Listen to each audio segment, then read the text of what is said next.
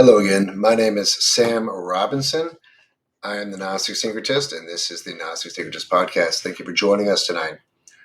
In our last two videos, I talked about Gnosticism, Gnosis, and I also talked about the archontic infection of spiritual parasites that have been subtly and incrementally altering our reality and our social cultural matrix of ideas and traditional concepts, not only about ourselves, but about our societies in general and the Western civilizations of our world. Definitely in America, you can see this incrementalistic changes and inversions of traditional concepts that bind and hold us together in a form of true social cohesion, as well as moral grounding and very specific natural law values, as far as I see, because they are derived from nature itself. So, in those videos, I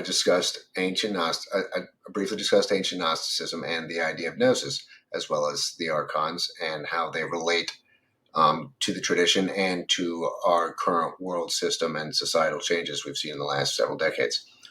In this video, I want to go more over the history of Gnosticism in general, several of the various schools of Gnostic thought that were major Gnostic movements between the first century AD and the mid fourth and fifth centuries, and some are even still alive today in Iraq with this. I think it's the Mandaeans, but I never really covered the full gamut of their history, and I never specifically covered the Nag Hammadi texts themselves and why that was such a groundbreaking discovery in 1945 in Nag Hammadi, Egypt, when this clay jar was discovered to be full of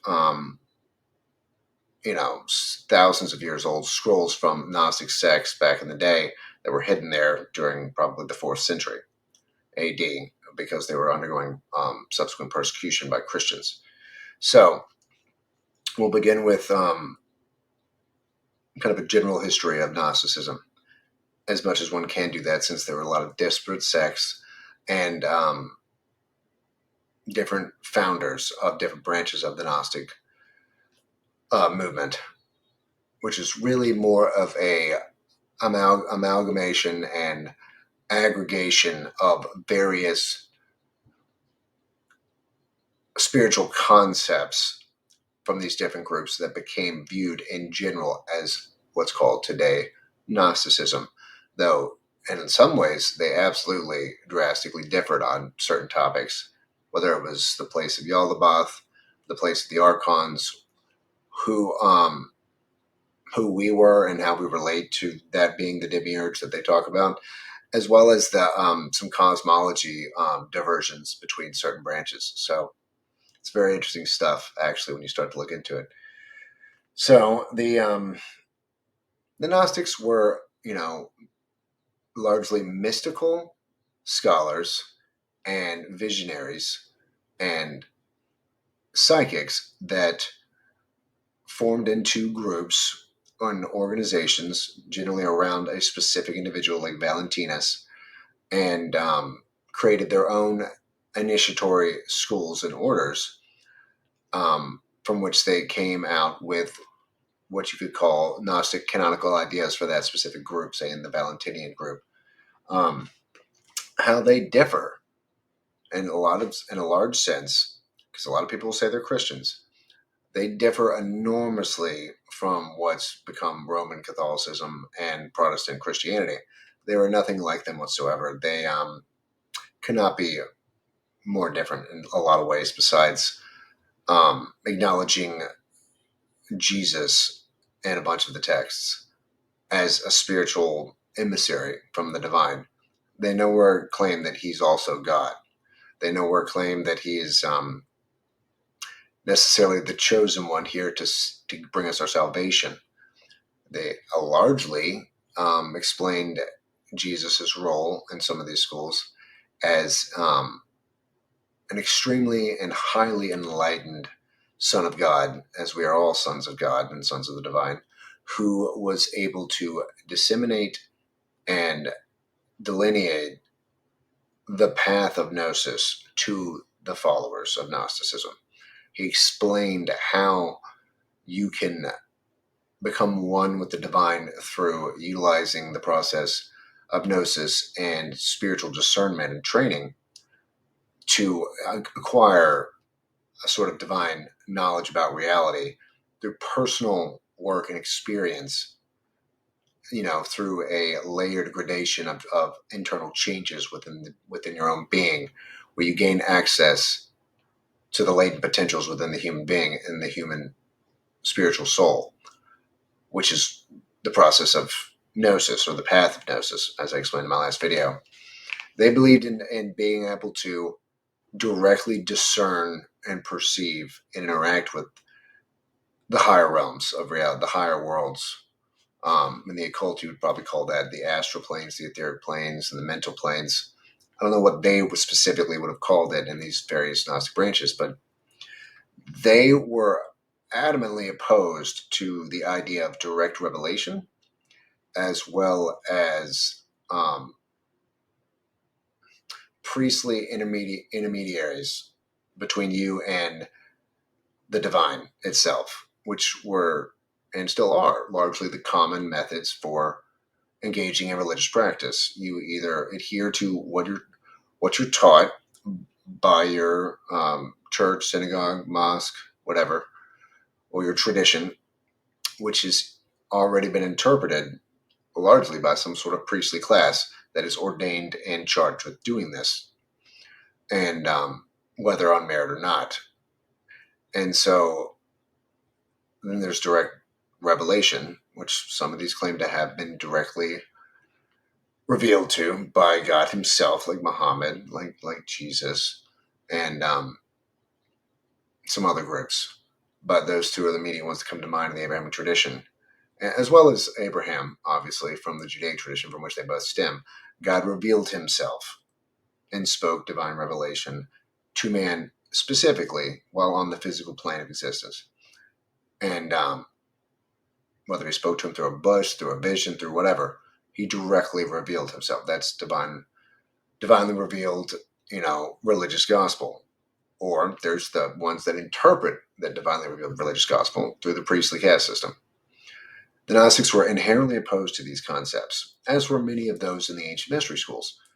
The Hermetic philosophers, the Neoplatonic philosophers, and spiritual philosophies, as well as the ancient pagan mystery schools of like Eleusis and Dionysus and Bacchus and Orpheus, and the Druidic tradition, and the tradition of Mithra or Mithraism. Some of these contemporary to Gnosticism, and some of them not contemporary to Gnosticism. But the ancient mystery school tradition and the Gnostics follow along similar parallel paths for spiritual development and organizational methods in terms of levels of initiation and ritual initiation into these higher mysteries. And I'm not exactly 100% sure you were totally vetted in some of these Gnostic traditions, but I'm sure that I know in some of them you definitely were like in the Eleusinian mystery schools, or the Druidic mystery schools, you had periods of probation as a neophyte, and then you get initiated into the lesser mysteries. And then as you work your way up, you are even more deeply immersed in the philosophy, the cosmology, the latent spiritual sight and psychic abilities that you gain from such training, and then initiated into higher mysteries at each layer, in each level, which is, you could say, a layer is another. Once you pass that layer, your consciousness and your conceptualization of the cosmos expands along with the consciousness.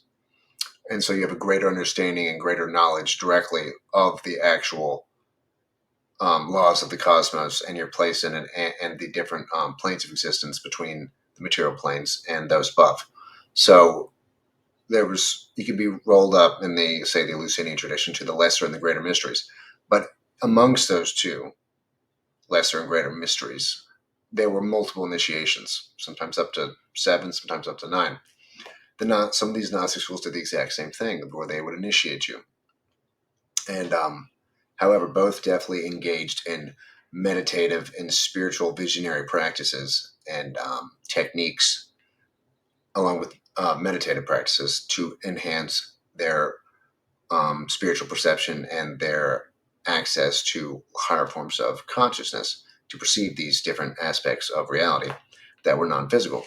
So, in the old world, really say the pre-Constantinian world, the Gnostics were in a large part academics and spiritual scholars. A lot of them, a good majority of them, ended up in Alexandria, which was a center of learning, kind of a melting pot for various esoteric schools of thought, from the Hermetic tradition to the Neoplatonic tradition to the Gnostic tradition.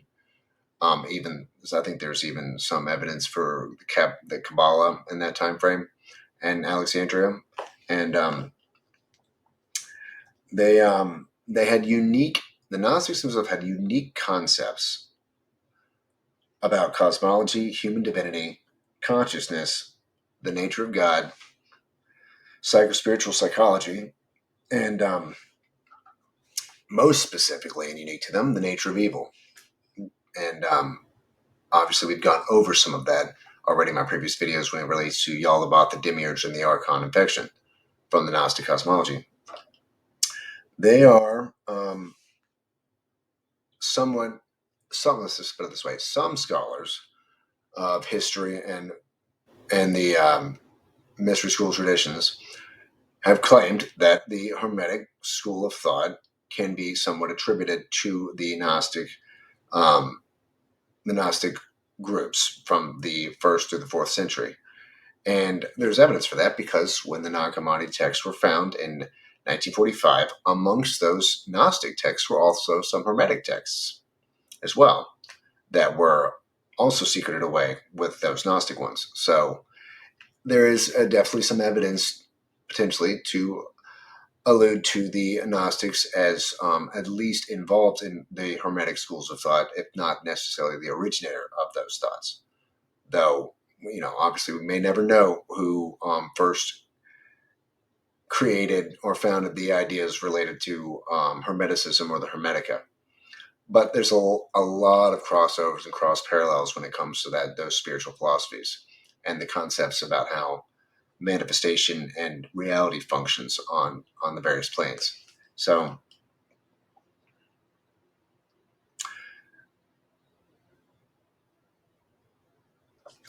a lot of people may not know, I probably mentioned on this podcast before, that the fall of the mystery tradition coincides with the fall of the Gnostic traditions. And this involves a certain time period with a certain emperor of Rome. This time period being the let's just say the last few decades of the 4th century, between 370 and 400 AD, during which Theodosius II enacted a imperial decree, which essentially banned all other religions besides Christianity. That included Gnosticism, that also included Mithraism, that included any other pagan traditions. But he also empowered early Christian zealots, and you could easily say gave them a push out the door, to go and destroy and burn all texts that were not Christian, specifically. But the most hated and the most destroyed texts that we know of, and at this period of time, are the ones relating to Gnosticism. They saw it as an abomination, largely because, as can be understandable, a lot of these Gnostic groups stated that the evil Demiurge and their cosmology was Yahweh, Jehovah, of the Abrahamic tradition, and was a usurper and a false deity. They state that specifically in their texts. I've read them, like in the Secret Book of John, and that he was a pretender god. While higher than us, he's not the Most High, though he declares himself to be the Most High. There is no other gods before me, he states in the Secret Book of John. He also states that in the Bible. But in the Gnostic rendition of this scenario, in the Garden of Eden, he's not called God, he's called Yaldabaoth. And there's prehistory involving his creation before you get to the moment in the Garden of Eden with us and Yaldabaoth being angry with us for allegedly blaspheming against his orders. And but there's a lot more to that story. So the Emperor of Rome, Theodosius II, they call the Great, systematically outlawed and banned all other religions. And I think it's 380. I think it's 382 or 383 AD in Rome, and this led to many fanatical Christian mobs being generated and roaming around and burning everything they could possibly get their hands on that was non-Christian, whether it was stuff related to Mithraism or to Gnosticism. But it was decreed that it was totally lawful to do this, and all of them were systematically banned and over the course of the next 200 years, totally destroyed. To almost nothing has made it down through the histories of what Gnosticism was about. Now, the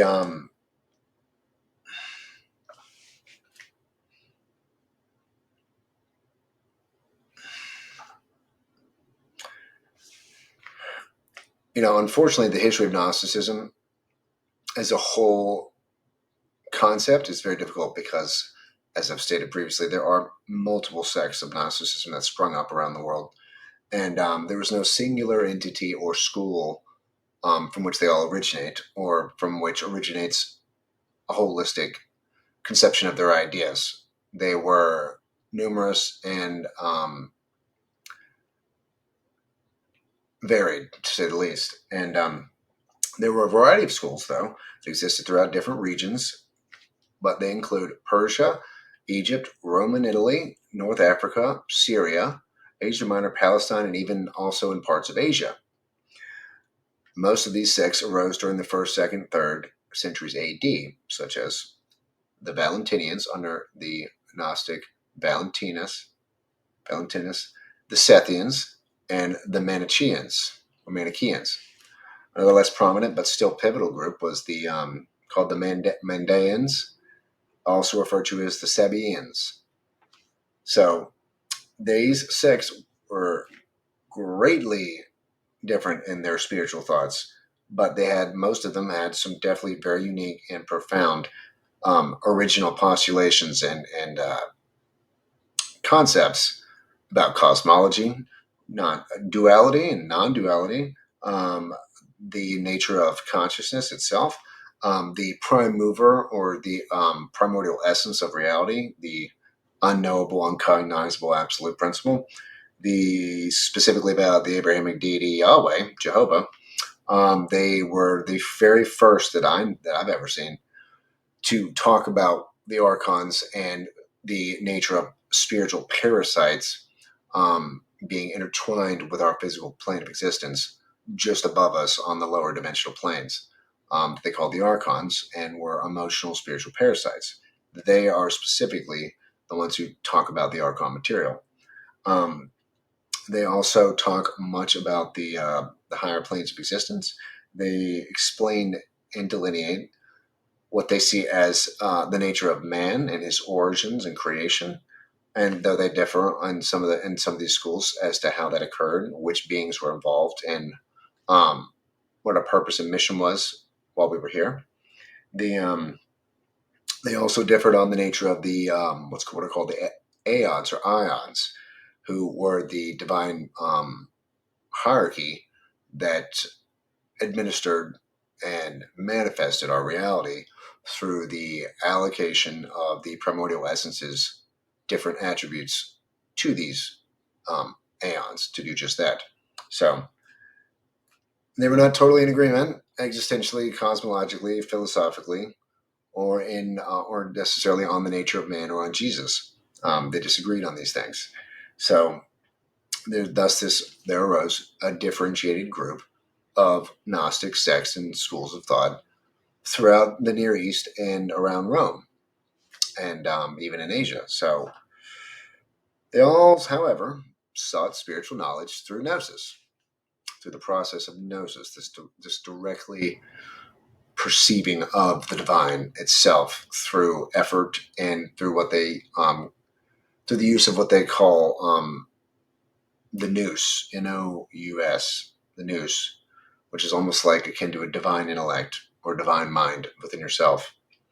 And once you tap into that nous and access its potential for spiritual perception, you gain the ability to attempt directly perceiving the divine realms, according to them.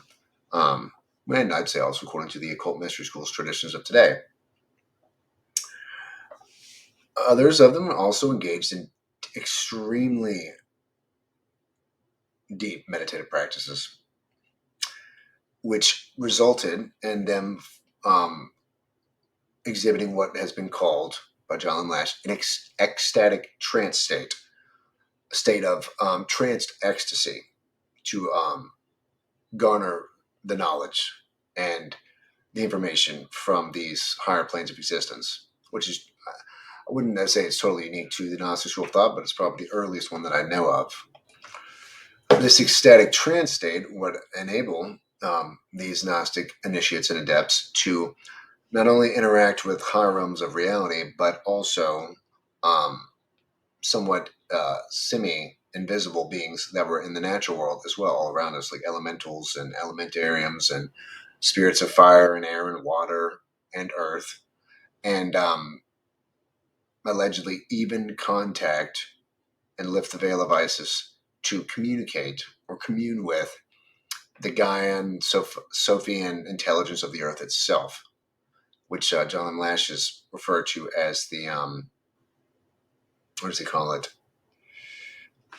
He calls it the organic light of the Sophianic intelligence of the earth itself, which can be communed with through experiential mysticism, altered states of consciousness, and certain meditative practices potentially, along with psychoactive elements added in, such as psychonautical drugs, so to speak, which a lot of the mystery schools actually utilized certain, mystical or hallucinogenic brews to, aid in the process of piercing the veil to see beyond. And I think in Greece it was kykeon, and they used certain mushrooms in Egypt, and various other shamanic groups have done the same thing. We do it today with DMT. So, the Sophianic light, the organic light, is the intelligence of Sophia, which is the divine feminine consciousness accessible through these experiences that is representative of the true nature of our planet Gaia, Sophia, the Earth, and is John Lash claims is the closest thing we'll ever get to really encountering a divinity itself. So, the Gnostics also wrote a bunch of treatises, most of which have obviously not come down to us, but we have some of them, that covered things like existential philosophy, parapsychology, cosmology, spiritual philosophy, and meditative techniques and practices.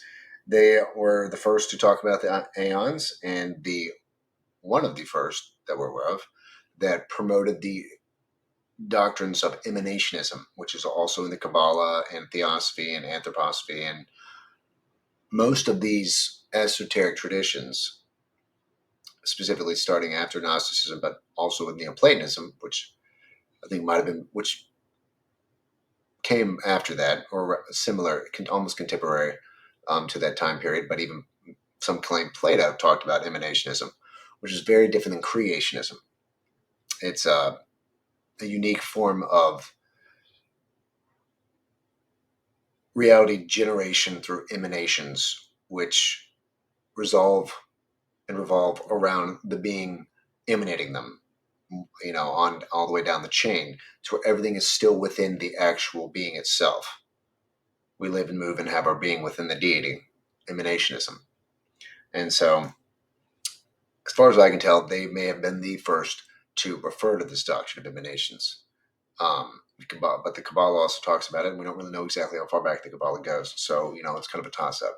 But they also had a specific mission for aiding in the spiritual evolution of humanity itself. And they tried to disseminate teachings and concepts, philosophical concepts that relate to our explaining what our place is in the universe and the cosmic scheme of everything, as well as what our purpose is while we're here. They believed in reincarnation, and they believed in what's called the monad, the divine spark that exists within all of us. That is the thing that reincarnates. And so, in some of these cosmologies, the divine sparks are fragmented, and you're here to get them back, kind of like in Laurentian Kabbalah from the, I think, the 15th or 16th century, as well as some other schools of thought that basically saw that there was an original divine fragment that broke into pieces, and we all are, so to speak, inheritors of these divine spark fragments. And when all of them reunite back into the absolute, then your mission will be complete.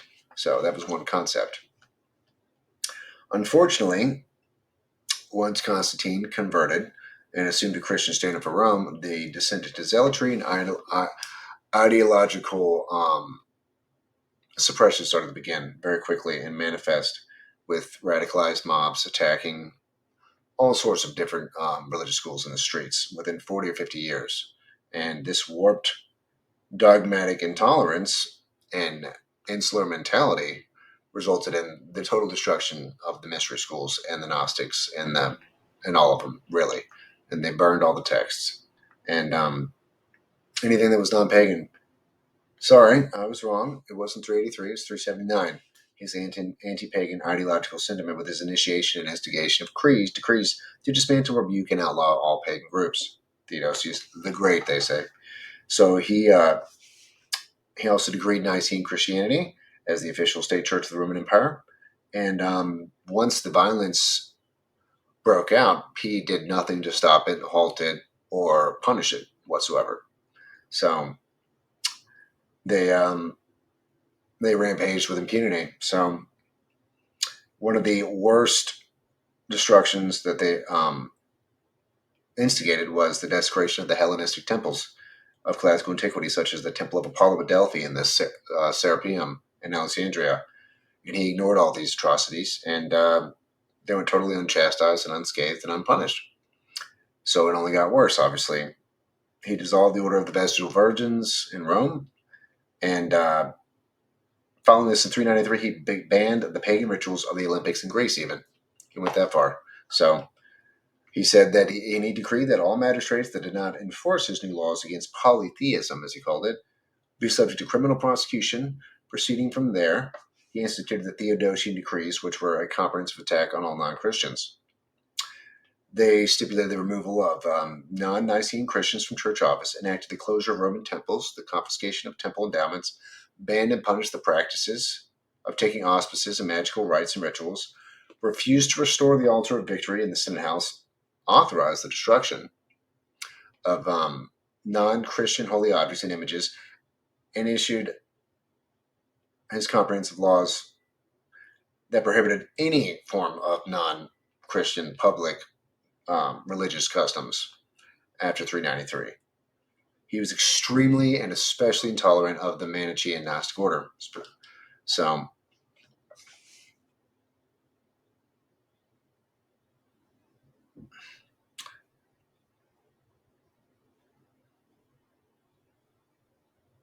even though many of these schools existed as disparate, disconnected, and distinct spiritual entities and groups, they didn't really care. No matter who you were, if you were non-Christian, you were considered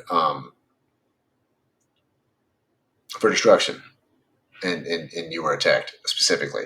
So, most of the differences between the different various schools were totally ignored by these Christians, mobs, and fanatics, and anything that they were able to find was eradicated, and their message extinguished, and all their works burned.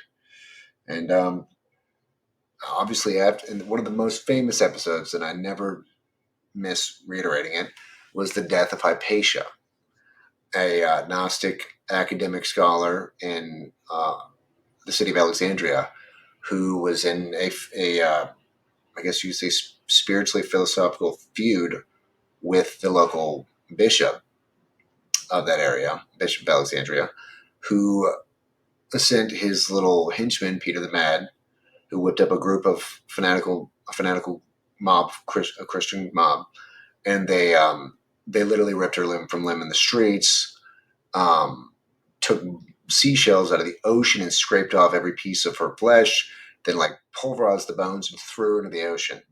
And this marks the descent into the Dark Ages, the crushing of intellectual investigation, the expansion of any philosophical concepts and treatises, and the reign of theological dogma entirely for hundreds and hundreds of years. It didn't come back out again for 1,500 years.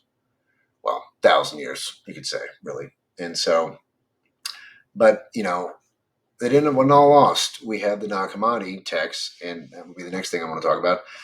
The Nag Hammadi texts were 52 lost Gnostic treatises and codices. They were discovered in Upper Egypt, Nag Hammadi, in 1945. And it is a collection of 15 books termed codices, which contained over 50 pivotal texts that had never been seen before, that had been thought lost or destroyed during that era, 1,500 years prior to that. And when the pagan materials were destroyed, along with a lot of Gnostic materials. This was an extremely profound discovery in 1945. For some reason, interestingly, it paralleled the discovery of the Dead Sea Scrolls. But I think they were released within 1 year of each other. A lot of the concepts about Gnosticism up to this point, until the discovery of the Nag Hammadi texts, were fragments or publications or literary works that were written by their opponents, like Irenaeus in his work called Against Heresies, who is just a fervent, radical, dripping from the mouth opponent of the Gnostics, and systematically wrote down everything that they believed in to record it for posterity, because he thought what they thought was going on with their concepts on cosmology, spirituality, salvation and Jesus and Yahweh were so blasphemous and such heresy that he wrote down absolutely as much as he possibly could and tried to record it with accuracy and detail. Who knows exactly what his thought process was, but that's what he did. And so a lot of people were referencing that up until this discovery of the Nag Hammadi text, which, let's be clear, they were fragments. I have them on the back shelf, I have them on the shelf over here. And, a lot of them truly are fragments when you try to read through it all, because some of them begin and end in various places without any of the context in between in existence. Some of them are full tracks, like On the Origin of the World, The Secret Book of John, The Hypostasis of the Archons, the Trimorphic Protonoia, the Gospel of Peter, I think it's the Gospel of Peter, the Gospel of James. You also have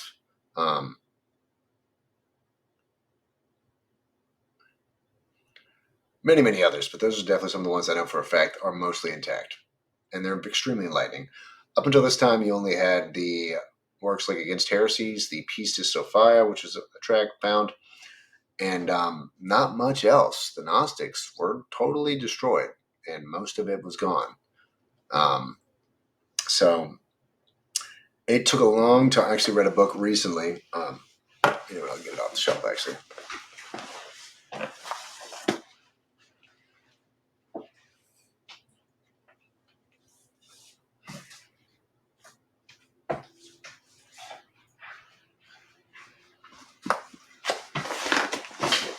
Right here. This is the Nag Hammadi Scriptures. Right here. Revised and updated translation of sacred Gnostic text, complete in one volume, Marv Mayer. And there's a Robinson on there. That's my last name down at the bottom, advisory board. And so this is, look how big this is. It's big. It's very big. Then you have this book I found in Philadelphia when I'm always looking for interesting texts, right? So this is called, by John Doris, The Secret Book of the Egyptian Gnostics. This guy was involved in the discovery of the Nag Hammadi texts and was involved in their initial readings and translations and the process of actually getting the money necessary to do all that work. And it took 8 years from their discovery, I believe it was until the mid to late 50s, that they were able to begin work on this, because the necessary money to be allocated by the Egyptian government to the institutions that were going to be involved in these translations and this work were not available because of Nasser and everything going around or on with the Israeli-Palestinian issue that had broken out in the Middle East around that time, and the leader of Egypt, Nasser, wasn't willing to allocate those funds until later on. I don't even know if it was actually him that did the allocating, but this book is extremely, extremely interesting, and it was a rare find. I'm so glad I found it. So most of these books in the Nag Hammadi texts were fragmentary. This is a book of fragments. Some of them are whole. Almost all the texts are Gnostic. Some of them are Hermetic, and some of them are just more of an esoteric nature in general. They offered an entirely different and unique perspective on the Gnostics than anything previously postulated by the few historical but sparse renditions provided by several church fathers, and before the Dark Ages and Rome's fall. So the Nag Hammadi Scriptures were a profound discovery, to say the least, and understanding of the Gnostic schools of their spirituality and their cosmological concepts and thoughts, as well as their practices, was greatly expanded based on this. So until their finding, scholars had only a minute handful of accounts to really go on, which is why some of the best esoteric scholars that I've read were not privy to them, like Blavatsky and Rudolf Steiner and even Dion Fortune or Alephus Levi or the Hermetic Order of the Golden Dawn. None of them had access to this information because it hadn't been unearthed yet until 1945, and they were all dead before that time period. So when they refer to the Gnostics in their writings, it's extremely limited. They didn't have much to go on, unfortunately, with the Pistis Sophia probably being one of the biggest ones, which I also have back there. It's by a theosophist named G.R.S. Mead, who did the work, put it out in English.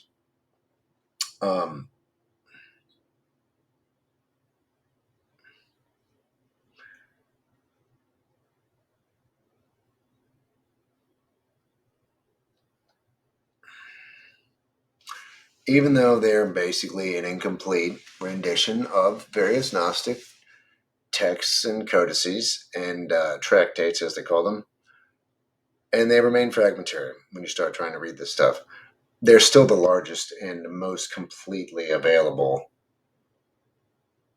work or group of works in one book that remain available to the public at large in general. That's just how it is, and you can kind of gain an inkling of the illustrious school of thought that lay behind it, behind the Gnostic movement, through traversing through some of these, at least some of the complete ones, and their knowledge of humanity and cosmology and consciousness, and our origins were totally unique, and they're fascinating. And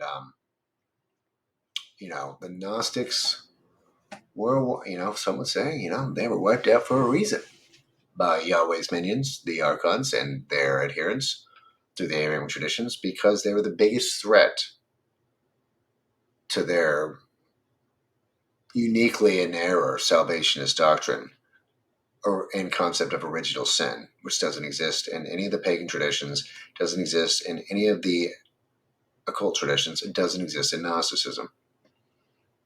Now, there are interesting origins on evil in the Gnostic texts, which relate to the archons and Yaldabaoth, but it didn't really involve us, except for in the sense that he worked schemes upon us to create and hamper our spiritual development and growth, which has led to evil.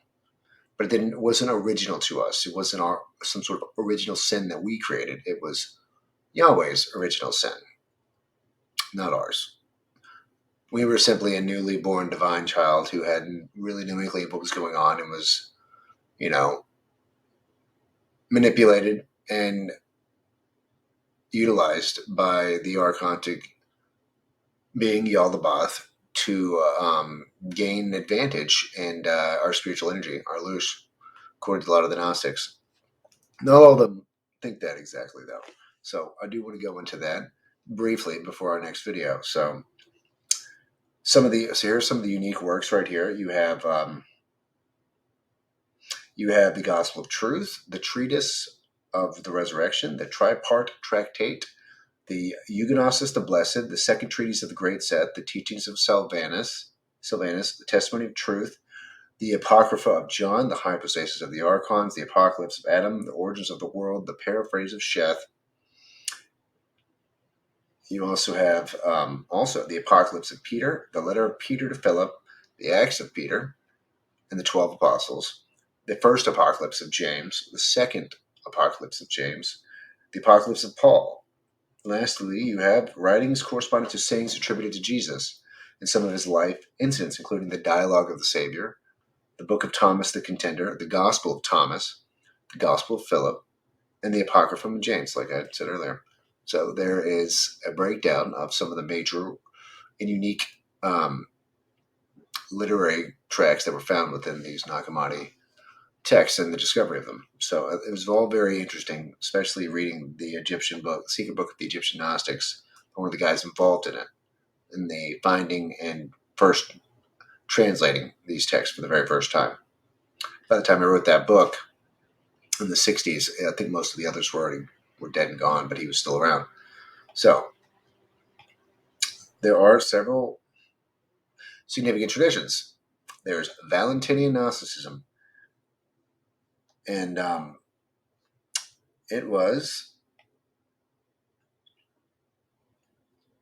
Valentinus who created this school of thought. There was also Sethian Gnosticism, which attributed their gnosis and knowledge to Seth, the third son of Adam and Eve. And a lot of their information is specifically in the Secret Book of John, which I've read many times. Probably should do another video on that, to be honest, because it's been 7 years. And I don't know that I did a great job in that book and that video about that specific tract. You also have a form of Hermetic Gnosticism, which was some seemingly thought a different branch of Gnosticism, because there were certainly some Hermetic texts found along with the Nag Hammadi. Then you have Mandaean Gnosticism, and they, I think, are the ones that are still alive in modern day Iraq. So then you have the Basilidian Gnosticism, which was another major school of Gnosticism that was created by the individual named Basilides, as some have called him. And that was another interesting one. Several of these schools I've just mentioned greatly differ on certain parts of their cosmology, very specifically. Then you have the Manichaeans, or the Manichaean Gnosticism, and they were also extremely unique. They're the ones that mainly existed in Syria, I think it was Syria, and in Asia.